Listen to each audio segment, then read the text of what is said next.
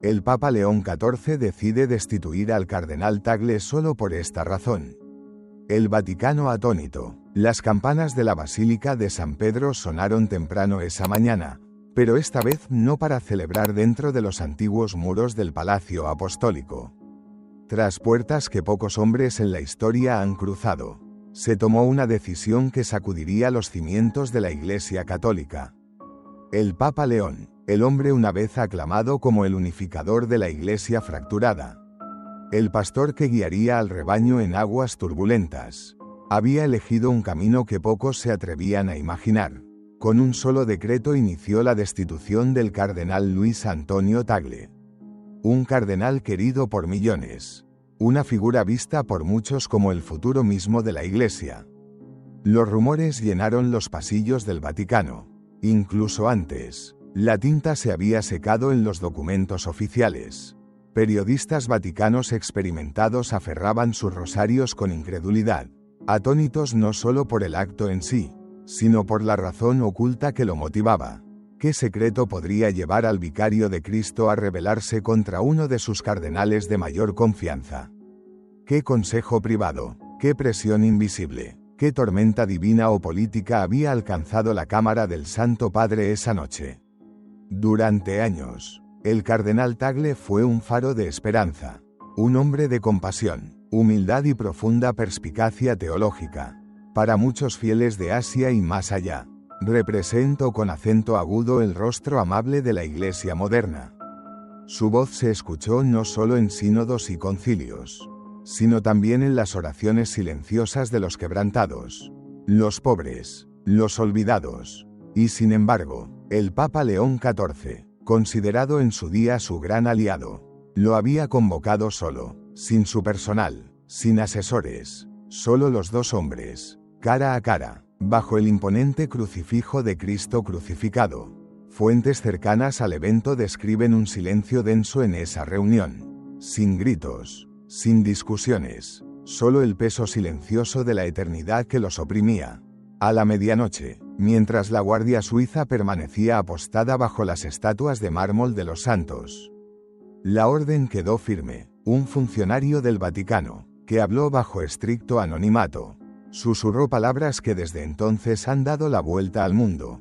No era una cuestión de doctrina, era una cuestión de lealtad. Pero, ¿lealtad a quién? ¿A qué? ¿Se trataba de una traición a los mandatos celestiales o a las alianzas terrenales? Algunos especulan que ciertas facciones dentro del colegio cardenalicio se habían inquietado, que existían temores ocultos. Cardenal, la creciente popularidad de Tagle podría desafiar viejas estructuras, inclinar los equilibrios de poder o despertar ambiciones que ciertas figuras poderosas habían luchado durante mucho tiempo por reprimir. Otros sugieren rumores más oscuros de informes confidenciales, influencias externas, de expedientes entregados a altas horas de la noche por manos invisibles. Y sin embargo, muchos fieles se negaron a creerlo. ¿Cómo podía el Papa León XIV, el hombre que permitió que Tagle se colocara el anillo del pescador en su propia mano durante su investidura, ahora volverse y despojarlo de su autoridad? ¿Era esto una prueba, una purga, un sacrificio necesario para la unidad de la Iglesia? ¿O se estaba gestando algo mucho más profundo? En las cámaras ocultas de Roma, los fieles de todo el mundo lloraban confundidos. Los peregrinos en San Pedro se arrodillaron ante la piedad, encendiendo velas mientras las lágrimas caían sobre el suelo de mármol. Las redes sociales católicas estallaron en cadenas de oración. Los teólogos debatían, a altas horas de la noche. Profetas y místicos de todo el mundo comenzaron a susurrar sobre antiguas advertencias de una iglesia dividida, sobre secretos largamente ocultos bajo las bóvedas del Vaticano, acerca del tiempo en que el pastor sería herido y las ovejas dispersadas. Sin embargo, oficialmente, la Santa Sede guarda silencio en público. El Papa León XIV aún habla de unidad, de renovación, de purificar la Iglesia para una nueva era. Pero tras esos muros, dicen algunos, la verdadera batalla por el alma de la Iglesia ya ha comenzado. ¿Podría ser este el cumplimiento del tercer secreto de Fátima? largamente debatido por los eruditos y oculto por las autoridades? ¿Podría ser este gesto sin precedentes la primera de muchas purificaciones antes de que se acerque la hora final? Oh sí, pero la primera gota antes de una tormenta inminente. Incluso ahora, las estatuas de mármol que bordean los pasillos del Vaticano parecen observar en solemne silencio. ¿Qué fuerzas invisibles se movieron? La mano del Papa. ¿Qué pecado o sacrificio se esconde tras esta dramática expulsión? Y lo más importante, ¿es obra del hombre o del cielo? El mundo observa. La Iglesia tiembla. Es más tarde de lo que creemos. El Vaticano esa mañana estaba inusualmente tranquilo, pero en el aire flotaba una pesadez. Como si los ángeles hubieran detenido su respiración. Los fieles se reunieron en la plaza de San Pedro, algunos ajenos a lo sucedido. Otros presintiendo en sus corazones que algo sagrado había cambiado. En Roma, dentro del colegio cardenalicio, una fría inquietud se extendió como una niebla silenciosa. Hombres de túnicas carmesí intercambiaron miradas con rostros curtidos en años de moderación diplomática, pero con el corazón latiendo con fuerza bajo vestimentas tejidas con siglos de autoridad. Para algunos fue un golpe inesperado. Para otros, quienes habían susurrado durante mucho tiempo en cámaras secretas, fue la culminación de un plan cuidadosamente alimentado en la sombra. ¿Cómo es posible que el cardenal Luis Antonio Tagle, llamado alguna vez el Francisco Asiático, el hombre cuya sola presencia hacía llorar a los pobres, cuyo sermón conmovía los corazones de millones, se vería repentinamente destituido? Apenas unos meses antes, había sido elevado, honrado, llamado a colocar el anillo papal en la mano de León XIV. Un gesto considerado por muchos como simbólico, quizás incluso profético. Sin embargo, la profecía tiene un lenguaje difícil de comprender para el corazón humano. Dentro del Palacio Apostólico, tras los muros con frescos donde santos y mártires contemplaban la eternidad desde cielos pintados, comenzaron a circular rumores de una amenaza interna. Algunos murmuraban sobre expedientes reunidos por comisiones secretas del Vaticano que alegaban divisiones en la dirección futura de la Iglesia. Cuestiones de doctrina, de misericordia, de tradición versus reforma. Otros hablaban de antiguas profecías que resurgieron, advertencias escritas en claustros siglos atrás, que insinuaban un momento en el que dos grandes hombres estarían uno al lado del otro para que uno de ellos fuera separado por el viento de la prueba. Y aún corrían rumores más oscuros de que había habido visiones, sueños, advertencias celestiales entregadas no solo a místicos en tierras lejanas, sino también a ciertos hombres dentro del propio Vaticano. Visiones de un tiempo en el que la Iglesia enfrentaría la hora de la purificación, cuando incluso los pastores más queridos serían probados por el fuego. El Papa León XIV había estado bajo una inmensa presión. El peso del trono de Pedro no descansa livianamente sobre hombros mortales.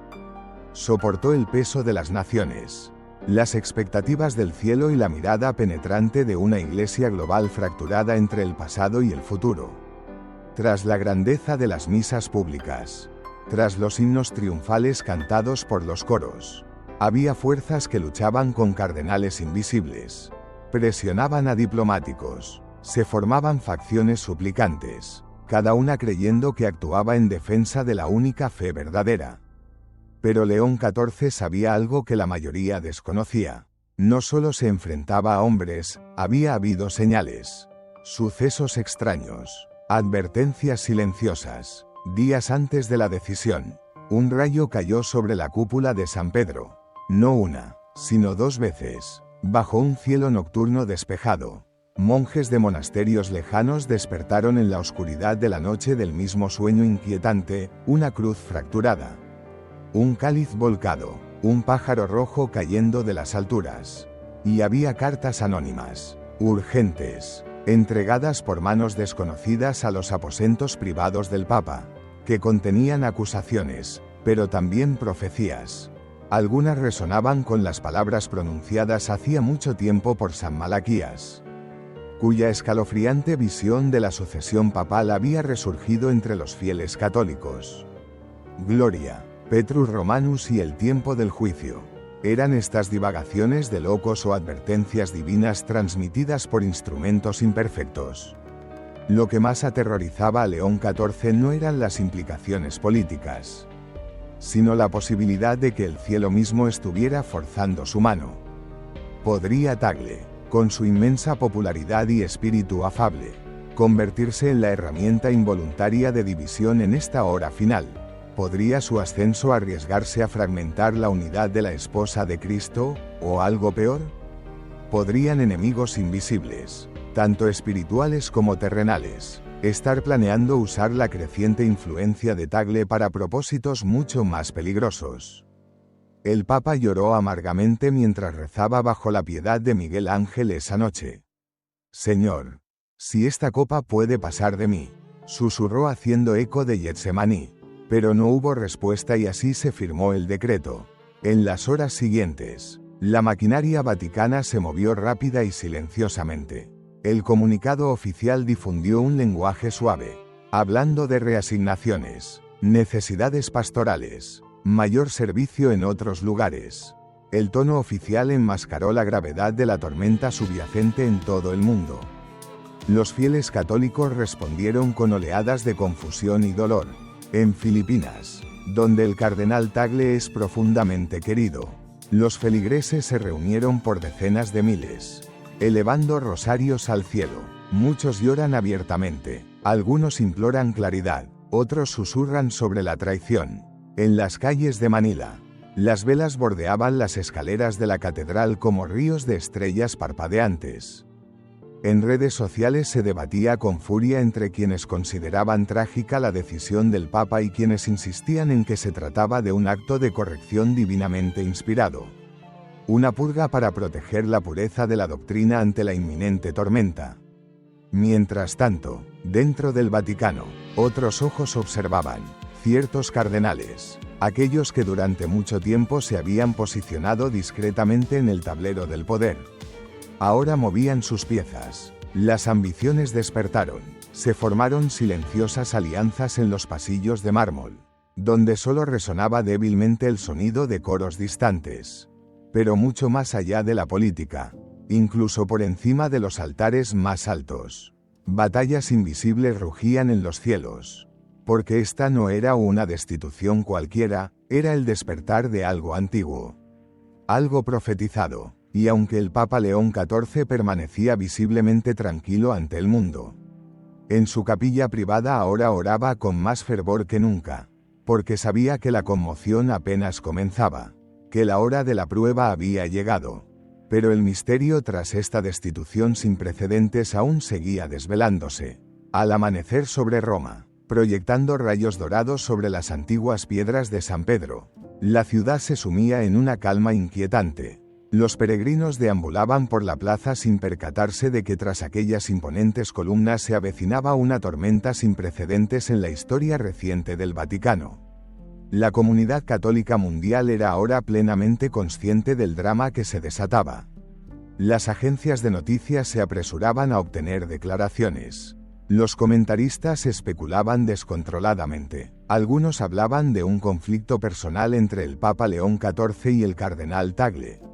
Otros susurraban sobre fuerzas que escapaban a su comprensión, de antiguas batallas espirituales que se desarrollaban bajo la superficie, pero en los pasillos más profundos del Vaticano.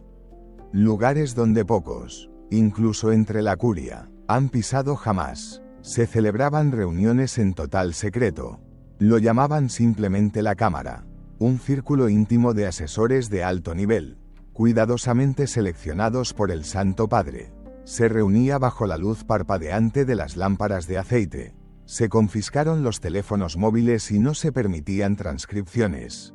Cada hombre había hecho juramento de silencio, no para proteger la política, sino para proteger a los fieles del pánico.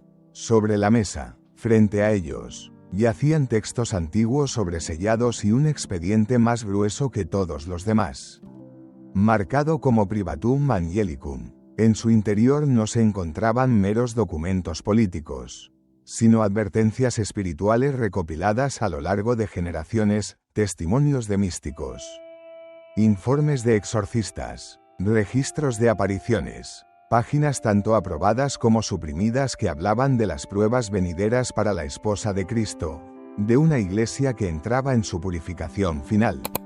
Y en el centro de estos documentos, el extraño nombre que volvía una y otra vez: Tagle, no por pecado ni por escándalo, sino por algo mucho más peligroso en estas horas finales de la historia.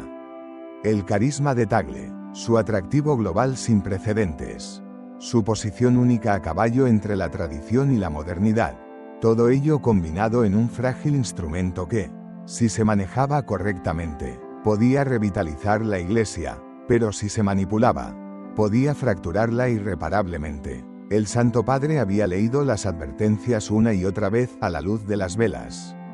Visiones de una iglesia dividida, de un cisma peor que los días de Aviñón, de una falsa unidad que parecía sagrada, pero ocultaba la sutil mano del engaño, del surgimiento de una contraiglesia que portaba todas las formas externas del catolicismo, pero estaba vaciada en su núcleo.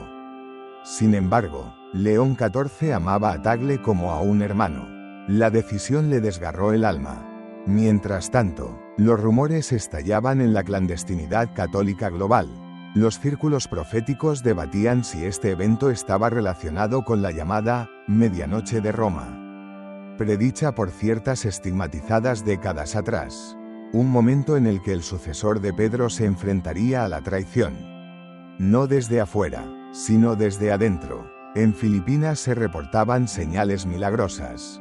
Varias parroquias afirmaban haber tenido visiones de la Virgen llorando lágrimas de sangre.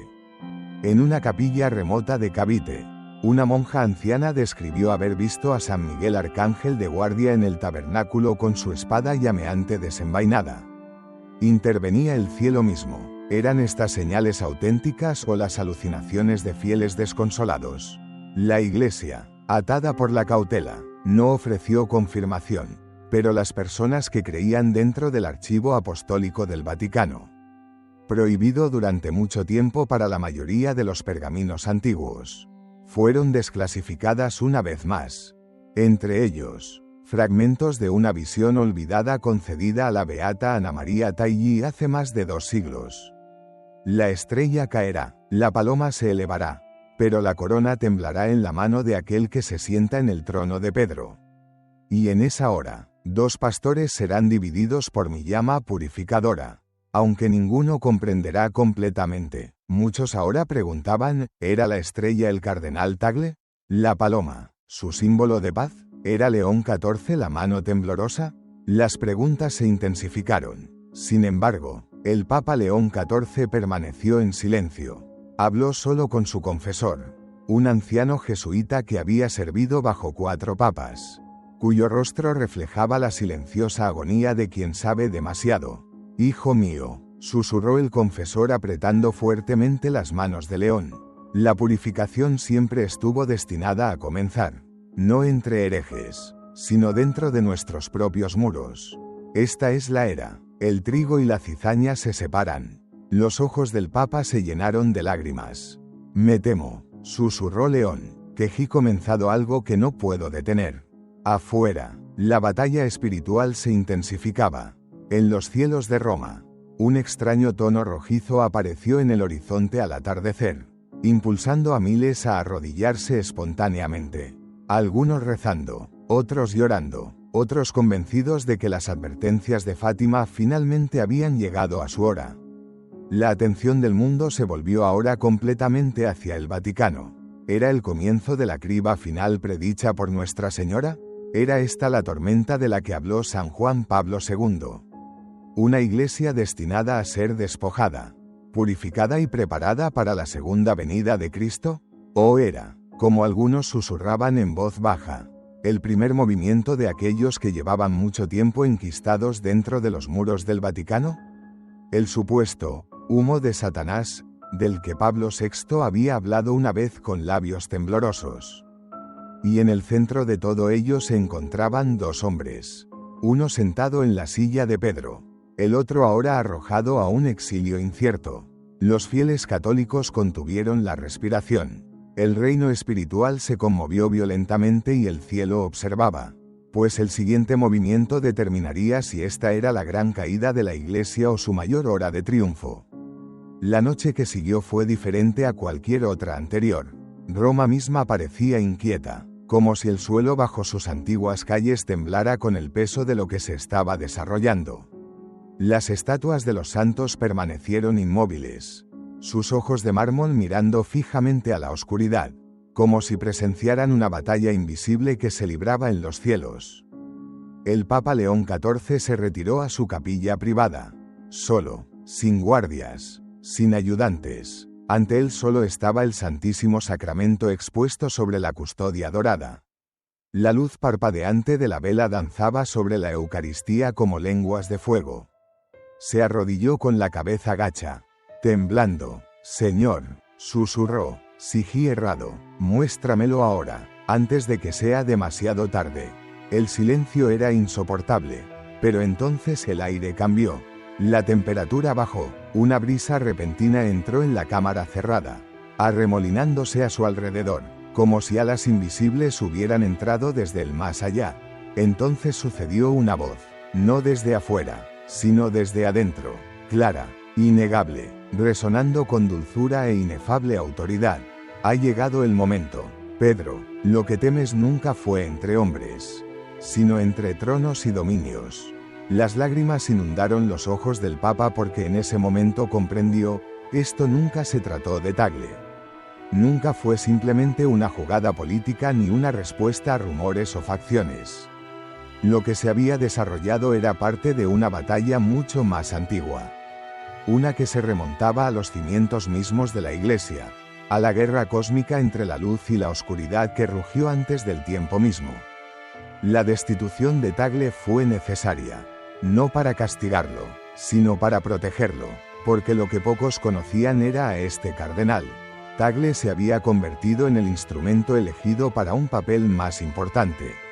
No dentro de los muros de Roma, sino fuera de ellos. Incluso mientras el Vaticano se tambaleaba, Tagle ya había sido reubicado en secreto, no a la oscuridad, sino a un lugar seguro bajo una directiva especial. Un consejo encubierto de fieles sirvientes lo había escoltado a un santuario oculto bajo las montañas del Líbano, cerca de los antiguos monasterios, donde los monjes aún cantan el oficio divino, como lo han hecho durante siglos, porque el cielo lo había elegido para una misión mucho más allá del Vaticano. Fue allí donde Tagle recibiría un antiguo manuscrito, uno mantenido oculto durante generaciones, conocido solo por un puñado de místicos y pontífices electos, el Libro de los Ángeles de la Hora Final. Dentro de sus frágiles páginas se encontraban revelaciones reservadas solo para los días de la gran prueba. Instrucciones sobre cómo el remanente fiel soportaría la tribulación final profetizada por Juan en el Apocalipsis. Porque la Iglesia estaba a punto de enfrentar no solo la división, sino un asalto de poderes tan oscuros, tan astutos, que incluso muchos de los elegidos serían engañados. El Papa León XIV lloraba desconsoladamente, no de desesperación, sino de asombro. El Señor le había impuesto la voluntad de no destruir a Tagle, sino de preservarlo para su verdadera vocación. Y entonces, mientras el Santo Padre permanecía postrado ante la Eucaristía, las velas se extinguieron una a una, dejando solo la sagrada brillando con una luz infernal de este mundo. Y desde lo más profundo de ese resplandor divino, una última palabra le susurró al alma: prepárense. A la misma hora de la medianoche, un gran terremoto sacudió los terrenos de la Basílica de San Pedro. No un terremoto destructivo, sino una señal, el obelisco de la plaza, que durante siglos había permanecido inmóvil, tembló visiblemente por un instante, presenciado por peregrinos atónitos de todo el mundo. Muchos místicos despertaron simultáneamente de sueños de ángeles que descendían a la tierra con las espadas desenvainadas y las alas encendidas. La Iglesia se enfrentaba a su mayor prueba y sin embargo su mayor victoria se acercaba. Pocos habrían imaginado que la supuesta caída del cardenal Tagle fuera, de hecho, la activación de una misión oculta escrita en el cielo antes de la fundación del mundo. Una acción que nadie podría haber predicho. pues lo que Satanás pretendía para la división, el cielo lo convirtió en preparación, y en la tormenta venidera, mientras Roma temblaba y el mundo se hundía en una mayor oscuridad. Un remanente oculto se alzaría, guiados por hombres como Tagle, protegidos por las oraciones de los santos y fortalecidos por el triunfo del Cordero. La batalla final aún no había llegado, pero los ejércitos del cielo ya se estaban reuniendo. Y toda la historia pronto sabría que la novia de Cristo no sería derrotada. Las puertas del infierno no prevalecerían, porque lo que comenzó como un escándalo fue el plan secreto del cielo desde el principio. Que esta verdad nos despierte, que nos purifique, que nos lleve al confesionario y luego al altar, no con presunción, sino con gratitud y asombro. No estamos llamados a ser tibios, estamos llamados a ser santos. Y el camino hacia la santidad comienza con la humildad, el arrepentimiento y la reverencia. Recibamos la Eucaristía en estado de gracia, con corazones limpios y amor ardiente. Entonces no será un pecado, sino nuestra salvación. Entonces no será juicio, sino alegría. Entonces no será condenación, sino comunión con el Dios vivo. Si este vídeo resonó contigo, te invito a que le dé me gusta y te suscribas al canal activando las notificaciones para que no te pierdas ninguno de nuestros próximos contenidos. Gracias por acompañarme hasta el final de este viaje. Hasta la próxima, mi querido amigo, y que Dios te bendiga siempre.